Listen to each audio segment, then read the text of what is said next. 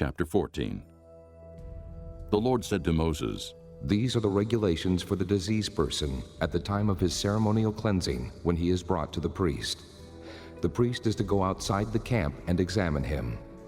If the person has been healed of his infectious skin disease, the priest shall order that 2 live clean birds and some cedar wood, scarlet yarn and hyssop be brought for the one to be cleansed. Then the priest shall order that one of the birds be killed over fresh water in a clay pot. He is then to take the live bird and dip it, together with the cedar wood, the scarlet yarn, and the hyssop, into the blood of the bird that was killed over the fresh water. 7 times he shall sprinkle the one to be cleansed of the infectious disease, and pronounce him clean. Then he is to release the live bird in the open fields. The person to be cleansed must wash his clothes, shave off all his hair, and bathe with water. Then he will be ceremonially clean. After this, he may come into the camp, but he must stay outside his tent for 7 days. On the 7th day, he must shave off all his hair. He must shave his head, his beard, his eyebrows, and the rest of his hair. He must wash his clothes and bathe himself with water, and he will be clean. On the 8th day, he must bring 2 male lambs and 1 ewe lamb, a year old, each without defect, along with 3/10 of an ephah of fine flour mixed with oil for a grain offering, and 1 log of oil. The priest who pronounces him clean shall present both the one to be cleansed and his offerings before the Lord at the entrance to the tent of meeting. Then the priest is to take one of the male lambs and offer it as a guilt offering, along with the log of oil. He shall wave them before the Lord as a wave offering. He is to slaughter the lamb in the holy place, where the sin offering and the burnt offering are slaughtered.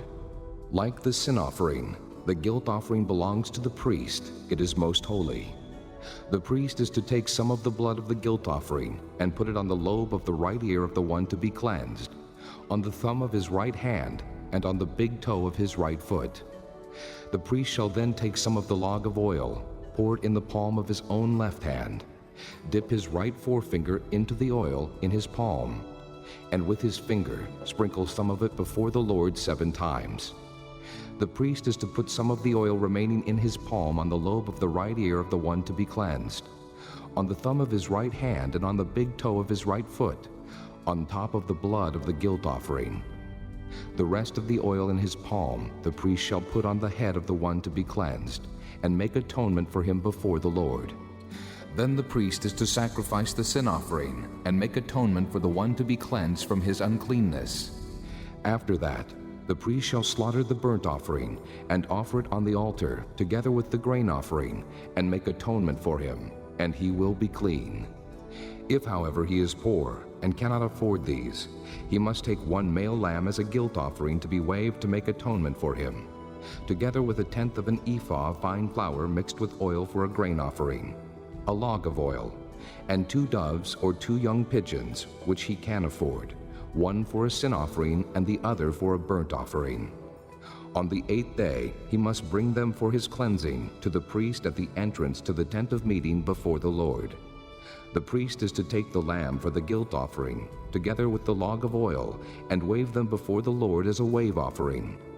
He shall slaughter the lamb for the guilt offering, and take some of its blood, and put it on the lobe of the right ear of the one to be cleansed, on the thumb of his right hand, and on the big toe of his right foot.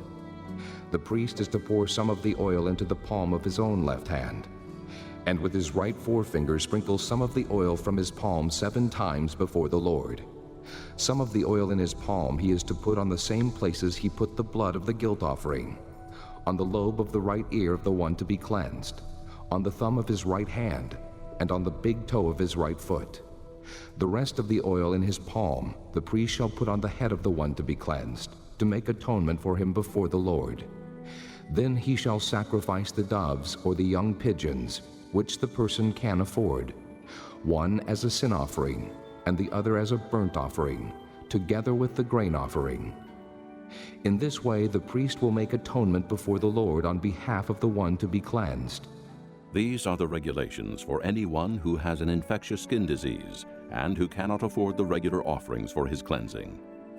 The Lord said to Moses and Aaron, When you enter the land of Canaan, which I am giving you as your possession, and I put a spreading mildew in a house in that land, the owner of the house must go and tell the priest, I have seen something that looks like mildew in my house. The priest is to order the house to be emptied before he goes in to examine the mildew, so that nothing in the house will be pronounced unclean. After this, the priest is to go in and inspect the house. He is to examine the mildew on the walls, and if it has greenish or reddish depressions that appear to be deeper than the surface of the wall, the priest shall go out the doorway of the house and close it up for 7 days.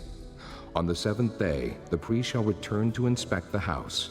If the mildew has spread on the walls, he is to order that the contaminated stones be torn out and thrown into an unclean place outside the town. He must have all the inside walls of the house scraped, and the material that is scraped off dumped into an unclean place outside the town.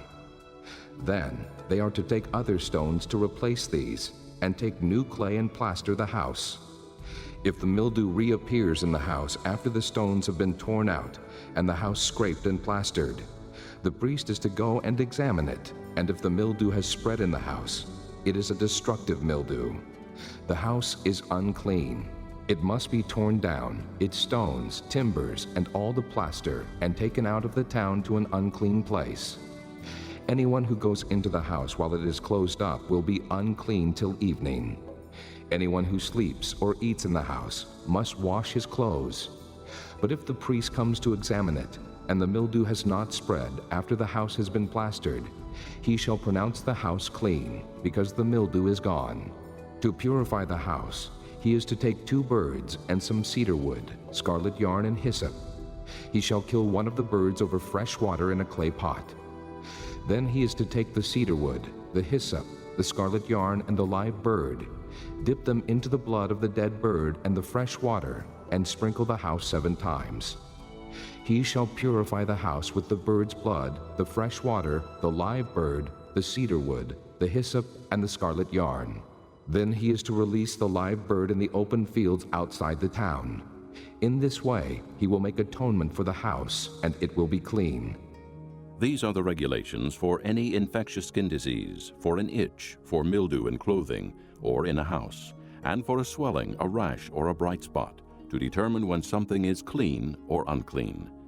These are the regulations for infectious skin diseases and mildew.